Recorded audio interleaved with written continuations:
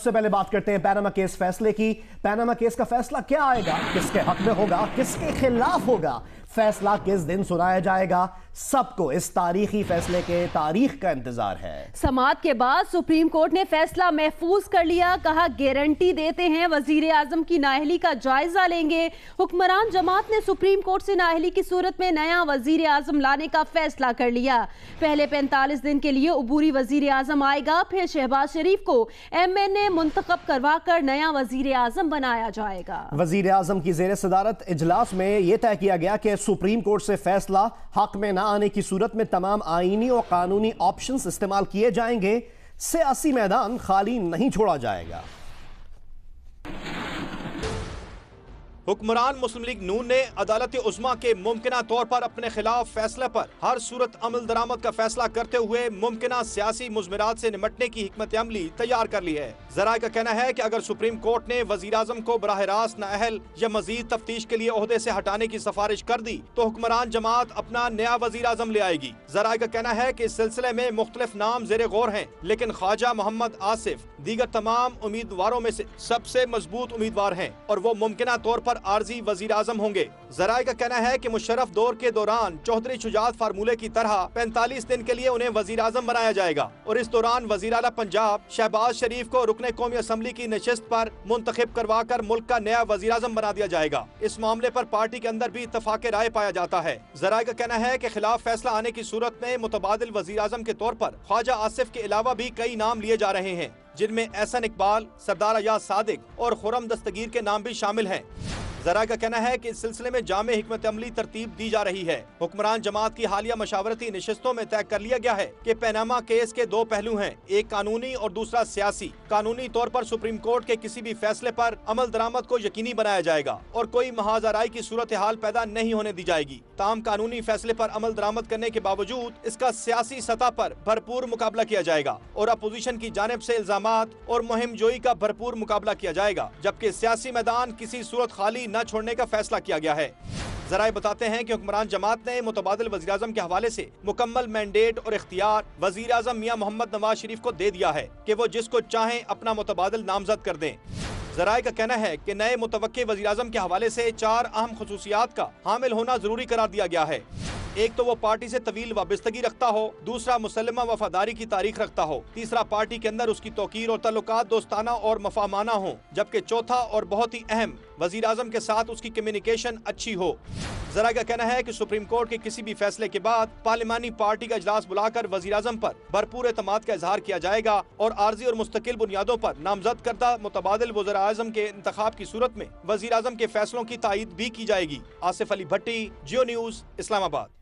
वजीर दिफा ख्वाजा आसिफ कहते हैं पूरी नून लीग एतमाद के साथ वजीर आजम नवाज शरीफ के साथ खड़ी है। माजी में ऐसी सूरत हाल में पार्टी टूट फूट का शिकार होती थी, वक्त के साथ साथ सियासी जमातों में मजबूती आई है, जो अच्छी बात है। जियो न्यूज के प्रोग्राम आज शाहजेब खानजादा के साथ में गुफ्तगू करते हुए ख्वाजा आसिफ का यह कहना था कि तमाम वफाकी वज़रा वजीर आजम नवाज शरीफ की क़यादत में काम करते रहेंगे।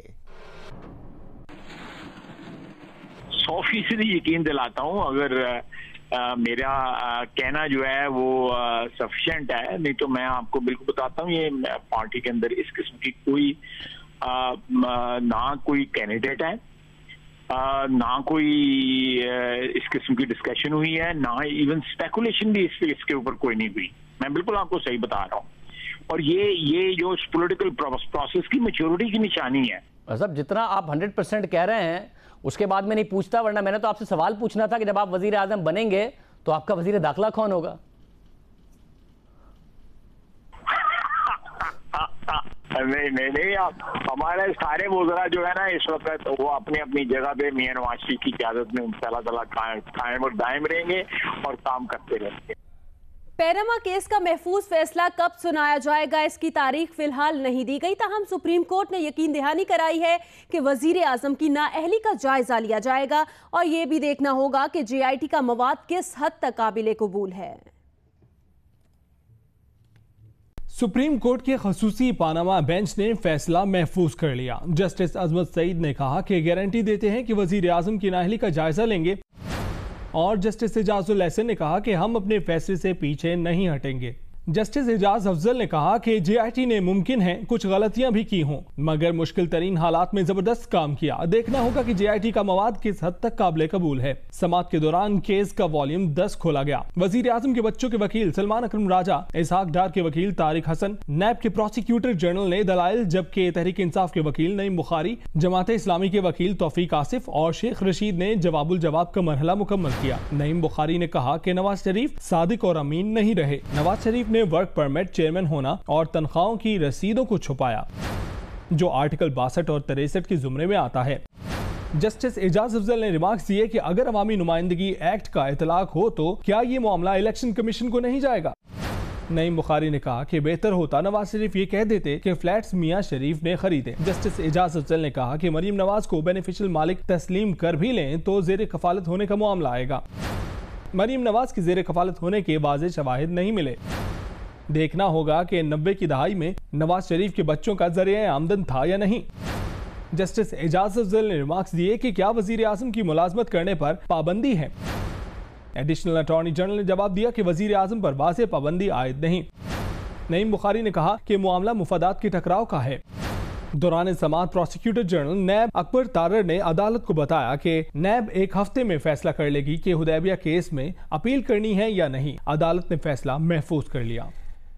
पैनामा केस में नवाज शरीफ के बच्चों के वकील सलमान अकरम राजा का कहना है अदालत में जो दस्तावेजात दी गई वो तस्दीक शुदा हैं और इनमें कोई जालसाजी नहीं की गई। जियो न्यूज के प्रोग्राम आज शाहजेब खानजादा के साथ में गुफ्तगू करते हुए कहा कि अदालत को बताया कि JIT ने कतरी शहजादे को किसी भी खत में वीडियो लिंक से बयान रिकॉर्ड कराने का नहीं कहा। देखते हैं अदालत इस पर क्या फैसला करती है। देखिए, मेरे पास किसी ऐसी बात का कोई सबूत नहीं है कि कोई जेलसाजी हुई हो। जो बात एक मसला उठा था उसकी मुकम्मल वजाहत मुझे मिल गई जो मैंने अदालत के सामने रख दी। लिहाजा मैं बिल्कुल मुतमईन हूँ कि जेलसाजी नहीं हुई, लेकिन ये मामलात अदालती प्रोसेस और हुक्म के ताबे होती हैं। बिलाखिर देखा जाएगा। जहाँ तक मुझे मालूमात हासिल हैं, मेरी नज़र में उन मालूमात की बिना पर कोई जेलसाजी नहीं हुई। जितने भी खतूत JIT ने लिखे हैं कतरी शहजादे को, उनमें एक दफ़ा भी वीडियो लिंक का जिक्र नहीं हुआ, ये ऑफ़र नहीं की गई। लिहाजा वो चीज़ अब भी रहती है कि अगर मालूमात ही हासिल करना मकसूद है तो वो ख़त व किताबत के ज़रिए हो सकता है, वीडियो लिंक के ज़रिए हो सकता है। मैं ज़ाहिर कतरी शहजादे की तरफ से कुछ कहने का मजाज नहीं, इसीलिए मैंने कहा कि मैं उनकी तरफ से तो कोई बयान नहीं देता, लेकिन ये तमाम कानूनी ज़राए मौजूद हैं। JIT वहाँ जा सकती है, वीडियो लिंक के ज़रिए बात कर सकती है या खतूत के ज़रिए दस्तावेज़ात और दीगर सवालात के जवाब मंगवा सकती है। और अब आपको बताएं कि PTI ने JIT रिपोर्ट की 10वीं जिल्द भी जारी करने का मुतालबा कर दिया है और हुकूमत पर वाज़ेह किया है कि मियां नवाज शरीफ ने जमहूरी, सियासी या पार्लिमानी बहरान पैदा करने की कोशिश की तो उसे कामयाब होने नहीं दिया जाएगा। PTI की मरकजी क़यादत का इजलास इमरान खान की ज़ेर सदारत बनीगाला में हुआ, जिसमें शेख रशीद ने भी शिरकत की। PTI रहनुमाओं का कहना था कि वजीर आजम आज खुद मनसब खाली करते हैं या सजा के बाद ओहदा छोड़ते हैं, फैसला उन्हें खुद करना है। ये फैसला ज्यादा देर महफूज नहीं रहेगा। अगले हफ्ते इस फैसले को अनाउंस होना चाहिए। नवाज शरीफ साहब डिस्क्वालीफाई होंगे और जेल भी जाएंगे, नैब कोर्ट भी फेस करेंगे। वफाकी वजीर दाखिला चौधरी निसार अली खान ने वजीर आजम मियां मोहम्मद नवाज शरीफ से 35 साल रफाकत खत्म करने का फैसला कर लिया। इतवार को वजीर आजम से अलहदगी का ऐलान करेंगे, जबकि वजारत दाखिला से इस्तीफा देने का भी इम्कान है। करीबी जराये के मुताबिक चौधरी निसार ना मुस्लिम लीग नून छोड़ेंगे और ना फॉरवर्ड ब्लॉक बनाएंगे। इतवार को प्रेस कॉन्फ्रेंस में सियासी सफर का अहम ऐलान करेंगे। दो इंतहाई करीबी दोस्तों के दरमियान जुदाई के लम्हात आन पहुँचे। दोस्त भी वो जो 35 साल सियासी निशेबो फराज में एक दूसरे का साया बने रहे। कोई लालच, ओहदा, दबाव या धमकी जिन्हें एक दूसरे से अलग न कर सकी। वो अपनी ही हुकूमत में एक दूसरे के लिए अजनबी बन गए। दोस्त हैं फाकी वज़ीर दाखिला चौधरी निसार अली खान और वज़ीर आज़म पाकिस्तान मोहम्मद नवाज शरीफ, जो अब दोस्त थे होने जा रहे हैं। करीबी ज़राए के मुताबिक फाकी वज़ीर दाखिला चौधरी निसार अली खान इतवार की प्रेस कॉन्फ्रेंस में वज़ीर आज़म मोहम्मद नवाज शरीफ से 35 साल रफाकत को खत्म करके अलहदा होने का ऐलान करेंगे। उनकी तरफ से फाकी वज़ारत दाखिला से इस्तीफा दिए जाने का भी इम्कान है। चौधरी निसार के इंतहाई करीबी ज़राए के मुताबिक फाकी वज़ीर दाखिला फाकी काबीना के 13 जुलाई के इजलास के दौरान की गई 45 मिनट की तकरीर में किए गए गिले शिकवे दोहराएंगे। कि वो इंतहाई करीबी दोस्त नवाज शरीफ के साथ गुज़श्ता 3 दिहाइयों के हर निशेबो फराज में खड़े रहे। उन्हें परवेज मुशर्रफ ने पेशकश की। जनरल महमूद उनके घर आए। धरने के दौरान मुश्किल तरीन हालात पैदा हुए।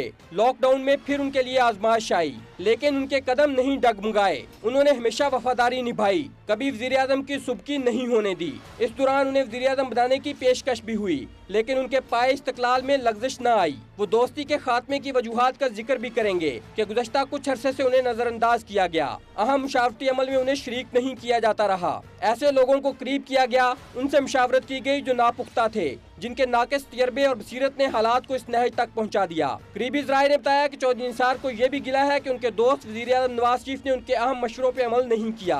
उन्होंने वज़ीर आज़म को कौम से खिताब न करने, JIT में पेश न होने, वहाँ तकरीर न करने के मशवरे दिए। उन्होंने अदालत उज़्मा और रियासती इदारों से महाजराई की पॉलिसी इख्तियार न करने का कहा, लेकिन उनकी बातों को कोई अहमियत नहीं दी गई। वो हालात को इस नहज तक पहुँचाने वालों के बारे में जायजा लेने का भी मुतालबा करेंगे। चौधरी निसार ये भी वाजे करेंगे कि वो ना वज़ीर आज़म के ओहदे के उम्मीदवार थे न बनेंगे। उन्होंने तो पार्टी में भी कभी ओहदा नहीं लिया। वो कोई फॉरवर्ड ब्लॉक नहीं बनाएंगे। करीबी ज़राए का दावा है कि चौधरी निसार वज़ीर आज़म के लिए नेक ख्वाहिशात का इजहार भी करेंगे। करीबी ज़राए के मुताबिक चौधरी निसार को इस इंतहाई अहम फैसले से रोकने के लिए उनके ज़ाती दोस्त और वज़ीर आला पंजाब शहबाज शरीफ ने भी कोशिशें की, लेकिन चौधरी निसार गुज़श्ता 10 रोज से उनसे भी बोलचाल बंद कर चुके हैं, जबकि उन्होंने मनाने के लिए आने वाले सीनियर वफाकी वज़रा से भी माजरत कर ली है। अरशद वही चौधरी, जियो न्यूज़, इस्लामाबाद।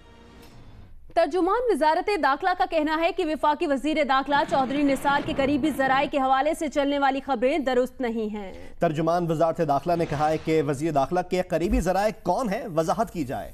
मीडिया से पहले भी कहा था कि चौधरी निसार के मुतालिक कयास आराइयां ना की जाएं। चौधरी निसार इतवार को प्रेस कॉन्फ्रेंस में क्या कहेंगे ये उसी दिन वाज़ेह होगा। तर्जुमान वजारत दाखिला ने कहा कि करीबी जराए की निशानदेही किए बगैर किसी खबर को नशर करना गैर मुनासिब है।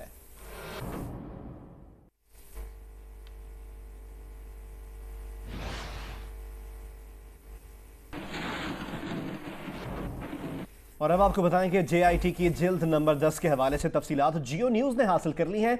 इस जिल्द में लिखा गया है कि JIT ने शरीफ खानदान के असासों की मालूमात के लिए स्विट्जरलैंड और लग्जमबर्ग को खतूत लिखे। बरतानिया, सऊदी अरब, दुबई और ब्रिटिश वर्जन आइलैंड से भी राब्ते किए, सिर्फ दुबई और ब्रिटिश वर्जन आइलैंडर्स ने जवाब दिए।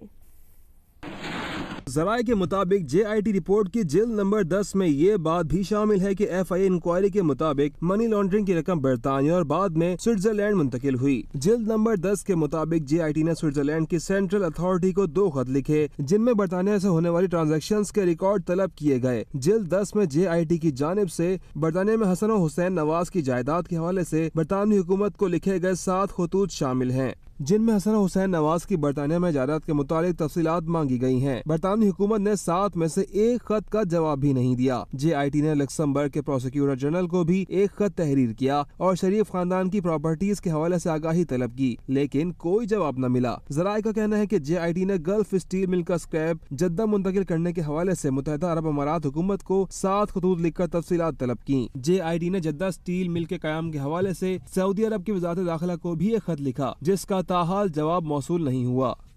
मारूफ माहिर कानून बैरिस्टर फरोग नसीम ने कहा कि पैनामा केस को एक कानूनी मामले के तौर पर नहीं बरता गया। जुल्फिकार अली भुट्टो के केस में पीपल्स पार्टी ने मामले को कानूनी तौर पर हैंडल नहीं किया था। बैरिस्टर फरोग नसीम ने ये बात जियो न्यूज़ की खुसूसी ट्रांसमिशन में बात करते हुए कही। अनफॉर्चुनेटली इस केस को एक लीगल मैटर की तरह ना वकला ने हैंडल किया है और ना उनकी फरीकैन ने हैंडल किया है। और हमने ये देखा कि जब भुट्टो साहब का केस चला लाहौर हाई कोर्ट में और सुप्रीम कोर्ट में, तो उसको भी क्योंकि लीगली पीपल्स पार्टी वालों ने हैंडल नहीं किया, तो फिर उसका नतीजा आपके सामने था। जो इसके अंदर बहुत सी ऐसी चीजें थी जो दोनों फरीकैन, चाहे वो पिटिशनर हो या वो रिस्पोंडेंट्स हो, मेरी एनालिसिस ये है कि उसको उस तरह नहीं पेश किया गया। फोकस लॉ पे या लीगल आर्ग्यूमेंट्स पे, एविडेंस पे, इन चीजों पे ना हो तो नताइज फिर वो सही नहीं आते।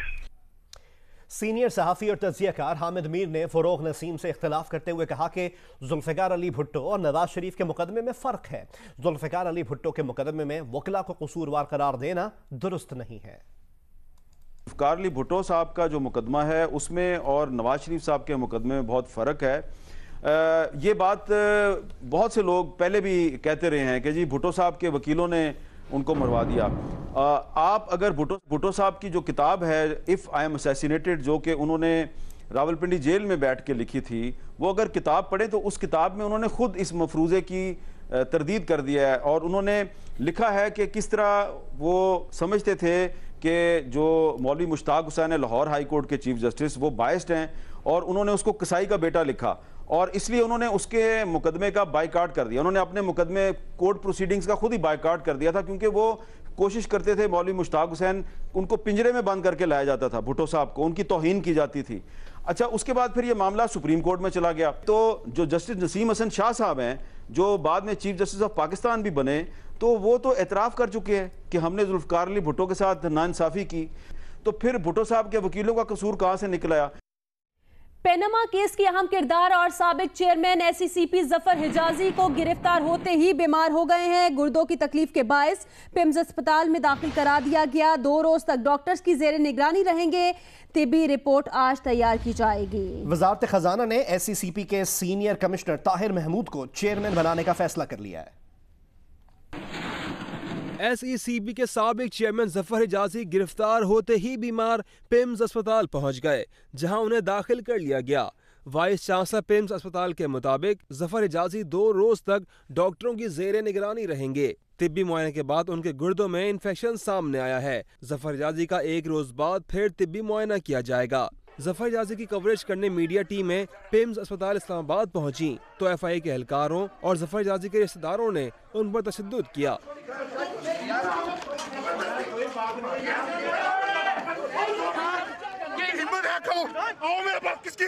वज़ीर दाखिला चौधरी निसार ने वाक़े की रिपोर्ट तलब कर ली। रिकॉर्ड टेम्परिंग केस में चेयरमैन एसईसीबी जफर हिजाजी की दरख्वास्त जमानत मुस्तरद होने पर उन्हें एफआईए ने कमरा अदालत से गिरफ्तार किया था। एफआईए ने 10 जुलाई को सुप्रीम कोर्ट के हुक्म पर चेयरमैन एसईसीबी के खिलाफ मुकदमा दर्ज किया था। इससे पहले चेयरमैन एसईसीबी के वकील ने दलाइल में कहा कि जफर हिजाजी के दस्तखत किसी फाइल पर मौजूद नहीं, उन्होंने कोई मीटिंग की, ना किसी पर रिकॉर्ड में तब्दीली के लिए दबाव डाला। एसईसीबी के अफसरों ने किसी दबाव के बगैर टेम्परिंग की। आबिद हुसैन एग्जीक्यूटिव डायरेक्टर हैं, उन्हें किसी हिदायत की जरूरत नहीं थी, जबकि माहीन ने अपने बयान में किसी दबाव का जिक्र नहीं किया। जेआईटी के कयाम से 10 माह पहले फाइल में तारीख तब्दील की गई। एफआईए की जानिब से मौक़िफ़ अपनाया गया कि कोई बदनीयती शामिल नहीं। बाकायदा तहकीकात के बाद शवाहिद की बिना पर मुकदमा दर्ज किया गया।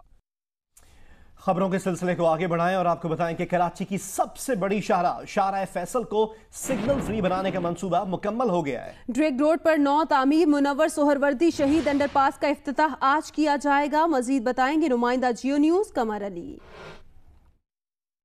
जी बिल्कुल, इस वक्त हम मौजूद हैं डिग रोड अंडरपास में, जिसकी जो है वो तकमील में 4 माह का अरसा लगा है।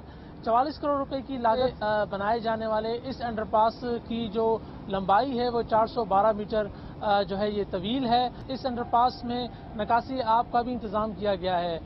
आज जो है इस अंडरपास का जो इफ्तिताह है वो किया जाएगा और वज़ीर सिंध उनके साथ साथ सूबाई वज़रा और मुतवक्के तौर पर पीपल्स पार्टी के चेयरमैन बिलावल भुट्टो जरदारी यहाँ पर आएंगे और यहाँ पर जो है इस अंडरपास का इफ्तिताह करेंगे। हमारे कैमरामैन नासिर अली आपको एक जो है यहाँ पर जो इफ्तिताह की तैयारियां हैं वो की जा रही हैं, उस सिलसिले में आपको ये दिखाएंगे कि यहाँ पर कुर्सियाँ लगा दी गई हैं। इस अंडरपास की तकमील के बाद मेट्रोपोल से एयरपोर्ट तक शाहराह फैसल जो है वो मुकम्मल तौर पर सिग्नल फ्री हो जाएगा और शहरियों के लिए भी ट्रैफिक का जो यहाँ पर ख़ास तौर पर डिग रोड पर जो दबाव होता है इस अंडरपास की तकमील के बाद और दबाव काफ़ी हद तक कम हो जाएगा। मौसम से मुतालिक अपडेट करें आपको। लकी मरवत और सुआबी शहर और गिरदोनवाह में मूसलाधार बारिश हो रही है। महकमा मौसमियात ने आइंदा 3 रोज के दौरान मुल्क भर में बारिशों की पेशगोई कर दी है। महकमा मौसमियात के मुताबिक पीर के रोज तक कराची, हैदराबाद, मीरपुर खास, सक्खर, लाड़काना में तेज बारिश हो सकती है। इसके अलावा रावलपिंडी, लाहौर, सरगोधा, गोजरावाला, फैसलाबाद, डीजी खान, मुल्तान, बहावलपुर, साहिवाल में भी बारिश का इम्कान है। सिब्बी, जोब, नसीराबाद डिवीजन, पेशावर समेत खैबर पख्तूनख्वा, हजारा, फाटा, गिलगित बल्तिस्तान और कश्मीर में कहीं कहीं गरज चमक के साथ बारिश, जबकि चंद मुकामात पर मूसलाधार बारिश का इम्कान है।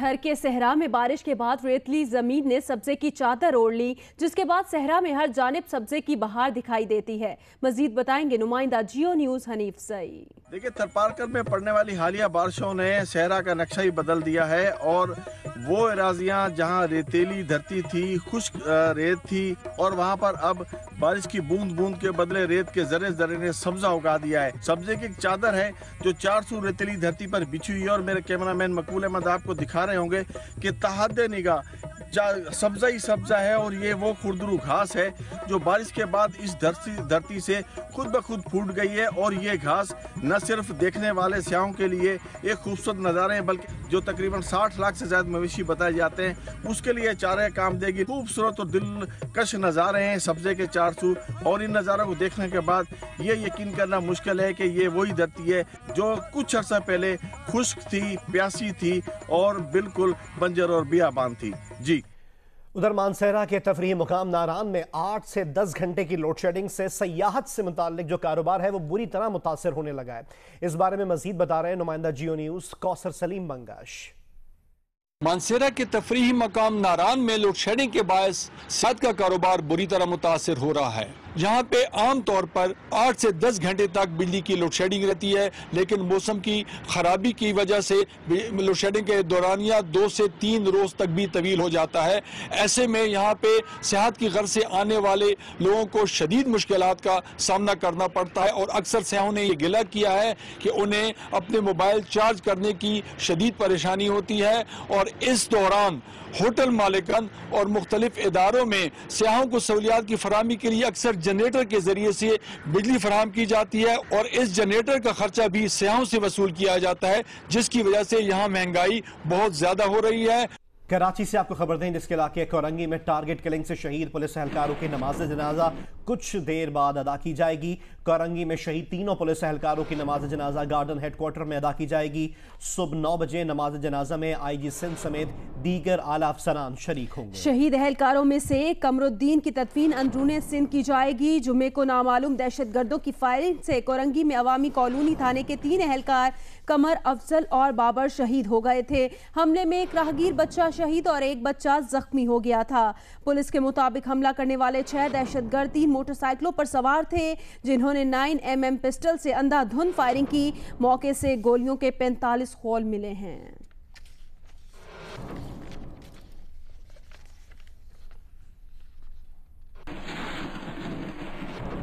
कराची में दहशतगर्दी की हालिया लहर में अंसारुल शरिया नामी तंजीम मुलविस है। सिक्योरिटी जराए का यह दावा है कि अलकायदा की तर्ज पर वजूद में आने वाली तंजीम कराची और मस्तूंग में 5 कार्रवाइयां कर चुका है और अब तक कानून की गिरफ्त से बाहर है। अंसारुल शरिया कराची में एक रिटायर्ड कर्नल, 6 पुलिस एहलकारों और निजी सिक्योरिटी गार्ड के कत्ल में मुलविस है, जबकि मस्तूंग में सिक्योरिटी फोर्सेस की गाड़ी के करीब देसी साख्ता बम का धमाका भी कर चुकी है।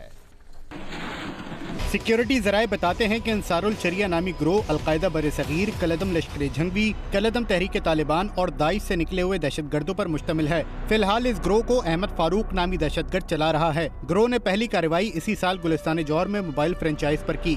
21 फरवरी को पुलिस यूनिफॉर्म से मिलती जुलती यूनिफॉर्म पहने सिक्योरिटी गार्ड को कत्ल किया गया। दूसरी कार्रवाई 5 अप्रैल को शरफ फैसल पर बलोच कॉलोनी पुल के करीब की गई, जिसमें रिटायर्ड कर्नल ताहिर नागी को मोटरसाइकिल पर सवार एक दहशतगर्द ने फायरिंग करके कत्ल किया। इस वारदात की CCTV फुटेज भी जियो न्यूज ने हासिल कर ली है। इस ग्रोह ने तीसरी कार्रवाई 20 मई की शब बहादुराबाद में की, जब मोटरसाइकिल सवार दहशतगर्दों ने फायरिंग करके 2 पुलिस एहलकारों को शहीद जबकि एक को जख्मी किया। बहादुराबाद में इस्तेमाल होने वाली एक पिस्तौल इससे कबल गुलिस्तान जौहर में भी सिक्योरिटी गार्ड के कत्ल में इस्तेमाल हुई। ग्रोह ने 23 जून को साइट में चौथी वारदात के दौरान इफ्तार के लिए बैठे 4 पुलिस एहलकारों को फायरिंग करके कत्ल किया। इस वारदात में 2 हथियार इस्तेमाल हुए, जिनमें से एक उससे कबल बहादुराबाद में पुलिस एहलकारों के कत्ल में भी इस्तेमाल हुआ। ग्रोह ने एक कार्रवाई बलूचिस्तान के इलाके मसूंग में भी की, जहां सिक्योरिटी फोर्सेस की गाड़ी के करीब देसी साख्ता बम का धमाका किया गया। CTD ने इस ग्रोह से मुतालिक इन्फॉर्मेशन रिपोर्ट भी जारी की, मगर ताहाल कोई कामयाबी हासिल न हो सकी।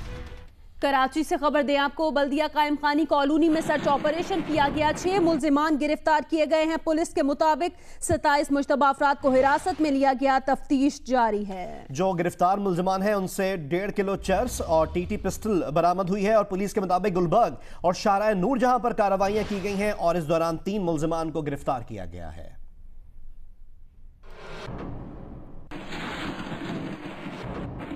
मकबूल नगमे हम हैं पाकिस्तानी हम तो जीतेंगे और कोई खुशबू जैसी बात करो जैसे गीतों के खालिक हसन अकबर कमाल की नमाज जनाजा आज बाद नमाज ज़ोहरैन कराची में अदा की जाएगी। बाकमाल प्रोफेसर 71 बरस की उम्र में जुम्मे को खालिक हकीकी से जा मिले। नाम सैयद अकबर और तखल्लुस कमाल, शायर भी बाकमाल हुए। हसन अकबर कमाल 14 फरवरी 1946 को आगरा में पैदा हुए। अंग्रेज़ी अदब में MA किया और तदरीस के शोबे से वाबस्ता हो गए। मुल्क के मुख्तलिफ कॉलेजों में उस्ताद के फ़राइज़ अंजाम देने के बाद गवर्नमेंट दिल्ली कॉलेज कराची के शोबा अंग्रेज़ी में तदरीस के फ़राइज़ अंजाम दिए। हसन अकबर कमाल की तसानीफ़ में शेरी मजमूए सुखन, ख़िज़ा मेरा मौसम, नज़मों और गीतों का मजमुआ खुशबू जैसी बात करो, हमदोनात का मजमुआ इल्तिजा और नसरी मजमुआ कमाल के मज़ामीन के नाम से शाये हुए। इसके अलावा बच्चों के लिए कुछ नावल भी लिखे।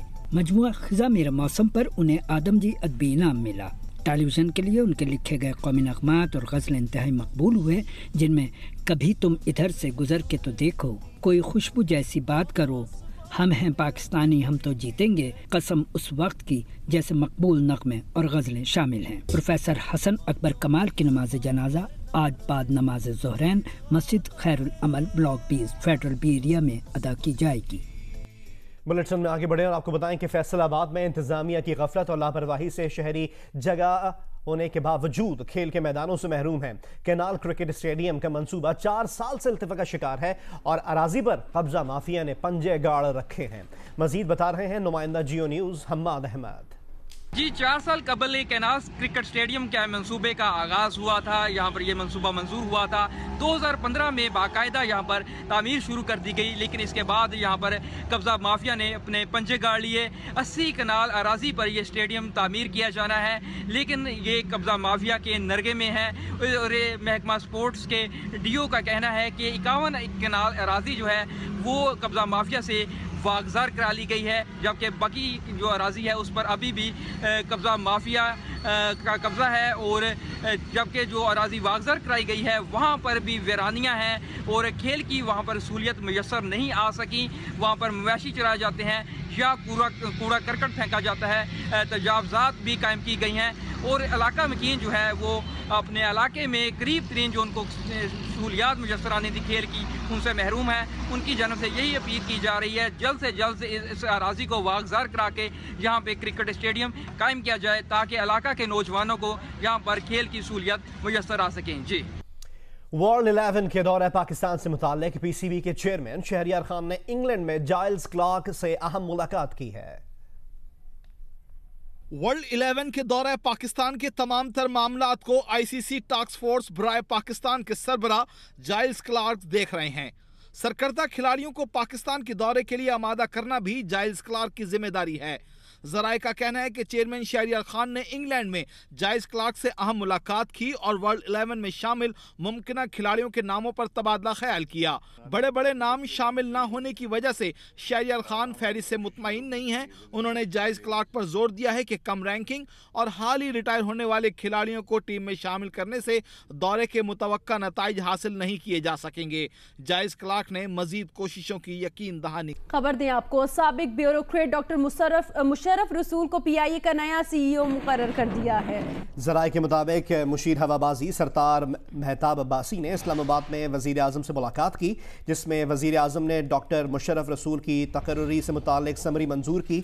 जराए का कहना है कि डॉक्टर मुशर्रफ रसूल MMBS डॉक्टर हैं और वो एविएशन बिजनेस का तजुर्बा नहीं रखते। वो 15 साल सिविल सर्विस में खिदमत अंजाम देने के बाद इस्तीफा देकर मुल्क से बाहर चले गए थे।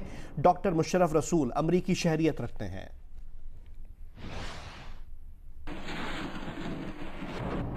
हैदराबाद में सिंध बिल्डिंग कंट्रोल अथॉरिटी ने 80 इमारतों को मखदूश करार दे दिया। इसके बावजूद पक्का कला और दीगर इलाकों की मखदूश इमारतों में रिहाइश पजीर अफराद के लिए इंतजामिया ने कोई बंदोबस्त नहीं किया। मजीद बताएंगे जियो न्यूज के नुमाइंदे अली नईम। जी बिल्कुल, हैदराबाद में सिंध बिल्डिंग कंट्रोल अथॉरिटी की जानिब से शहर के अंदर 80 इमारतों को नाकाबिल रिहाइश और मखदूश करार दिया गया है। मानसून के मौसम में ज़िला इंतज़ामिया की जानिब से भी कोई खातिर ख्वाह इक़दाम नहीं उठाए गए हैं, जबकि हर साल की तरह इस साल भी सिंध बिल्डिंग कंट्रोल अथॉरिटी की जानिब से महज नोटिस जारी करके अपनी जिम्मेदारी अदा कर दी गई है। हालांकि शहर के अंदर कई ऐसी मखदूश इमारतें हैं जहाँ पर जो रिहाइश के काबिल नहीं है और जो किसी भी वक्त किसी बड़े नुकसान का पेश खैमा साबित हो सकती है। इस वक्त भी मैं हैदराबाद के पक्का किला में मौजूद, और पक्का किला वो इलाका है जहां पर माजी में भी पक्का किला की फसीलें हैं, उनके कुछ हिस्से गिर चुके हैं। यहां से पक्का किला की फसीलों के जो अक्सर मकामात हैं वहां से भी जो दीवारें हैं उनके झड़ने का अमल भी जारी रहता है। माजी में भी कुछ इस तरह के हादसात वाक़यात पेश आ चुके हैं। ताहम इस हवाले से जो यहाँ पर मकीन है न सिर्फ पक्का किला के बल्कि जो हैदराबाद के शहर की जो दीगर मखदूश जो इमारतें हैं वहाँ के जो मकीन हैं उनका यहाँ पर उनका यही कहना है कि अगर उन्हें मतबादिल रिहाइश दी जाए, मतबादिल जगह दी जाए, तो ऐसी सूरत में ही वो अपने मकानों को, अपने घरों को खाली कर सकते हैं। ताहम इस सारी सूरत हाल के अंदर जब ये हैदराबाद के अंदर 80 इमारतों को मखदूश करार दिया जा चुका है, ऐसे में जिला इंतज़ामिया की जानिब से कोई इक़दाम नहीं उठाए गए हैं। जी, बलोचिस्तान के शहर तुर्बत में एफसी के ज़ेर एहतमाम तकरीब का एहतमाम किया गया, जिसमें कल अदम तंजीम के 2 कमांडर्स ने हथियार डालकर कौमी धारे में शामिल होने का ऐलान किया। जी हां, एफसी हेडक्वार्टर में मुनक़दा तकरीब में कल अदम तंजीम के 2 कमांडरों सनाउल्लाह और ज़मीर बलोच ने मकरान स्काउट्स के लेफ्टिनेंट कर्नल जाहिद कलहोड़ो को अपने हथियार हवाले किए। इस मौके पर कर्नल जाहिद कलहोड़ो का कहना था कि कल अदम तंजीम के कमांडरों को अपनी गलती का एहसास है और उन्होंने आइंदा पाकिस्तान मुखालिफ सरगर्मियों में हिस्सा ना लेने का अज़्म किया है।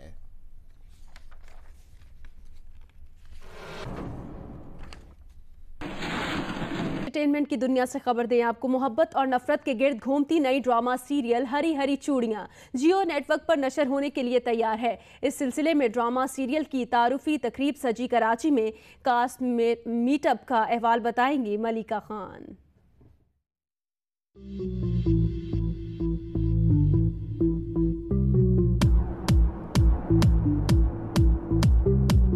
हरी हरी चूड़ियां, ये नाम है जियो एंटरटेनमेंट पर पेश किए जाने वाले नए ड्रामा सीरियल का, जिसकी तारुफी तकरीब सजी कराची के मकामी होटल में, जिसमें स्टार कास्ट, डायरेक्टर और प्रोड्यूसर समेत सभी मौजूद थे।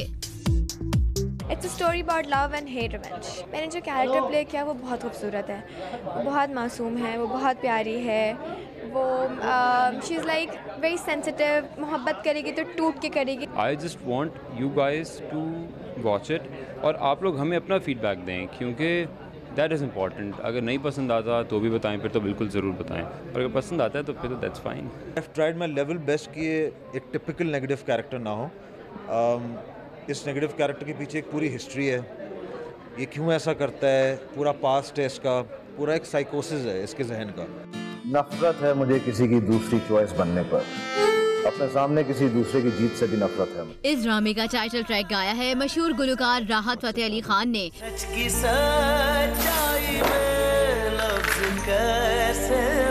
राहत फतेह अली खान ने इसका गाना किया है, वकार ने इसका म्यूजिक कंपोज किया, यूब खावर ने इसकी शायरी की है। तो everything that we have done related to this project is super super, so you can love it. जो मोहब्बत आपको इज्जत ना दे सके ना, वो आपके लिए एक तकलीफ बन जाती है। ड्रामे के डायरेक्टर आतिफ हुसैन ने कहा कि उनकी टीम ने इस ड्रामे में सख्त मेहनत की है। तो कोई आप इस बात को मानती हैं कि मोहब्बत एक बार होती है? बिल्कुल मानती हूँ। मुझे वो एक बार मोहब्बत हो चुकी है। हरी हरी चूड़ियाँ जो है, इसमें हमने लोकेशन का सहारा नहीं लिया, बल्कि हमने अपने कैरेक्टर्स का और कहानी माशाल्लाह हमारी इतनी स्ट्रॉन्ग है कि उसका को देखेंगे तो समझ आएगा। मैं ये नहीं कहूँगा कि हमने बहुत बड़ा कोई ड्रामा बना दिया या बहुत मुख्तलिफ है, बट मेहनत की है। वो बेटियां बड़ी बदनसीब होती हैं जो अपने माँ बाप के लिए दुख इकट्ठे करती हैं।